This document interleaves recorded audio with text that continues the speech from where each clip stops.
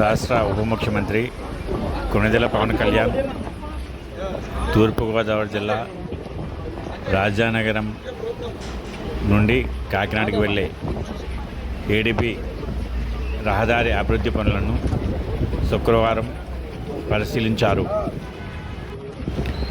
4 వరుసల రహదారిగా జరుగుతున్న అభివృద్ధి పనుల పురోగతిని జిల్లా కలెక్టర్ పి ప్రశాంతి వివరించారు.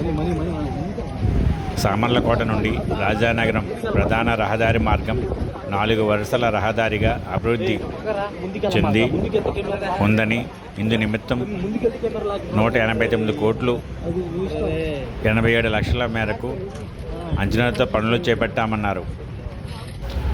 2021 ఫిబ్రవరి నాటికి పూర్తి కావాల్సిన ఈ పనులు వివిధ కారణాలతో బ్రేక్ పడటం వలన కూటమి ప్రభుత్వం అధికారంలోకి వచ్చిన తర్వాత ఈ ప్రాజెక్టు పనులను 2025 ఆగస్టు నాటికి పూర్తి చేసేలా ఆసియన్ డెవలప్మెంట్ బ్యాంక్ అనుమతి ఇచ్చిందన్నారు. ఆ మేరకు పనులను పూర్తి చేసే క్రమంలో చర్యలు తీసుకోవడం జరిగిందని కలెక్టర్ వివరించారు. ఎస్టీ రాజపురం వద్ద జరుగుతున్న కల్వర్ట్ పనులను ఉప ముఖ్యమంత్రి పరిశీలించారు.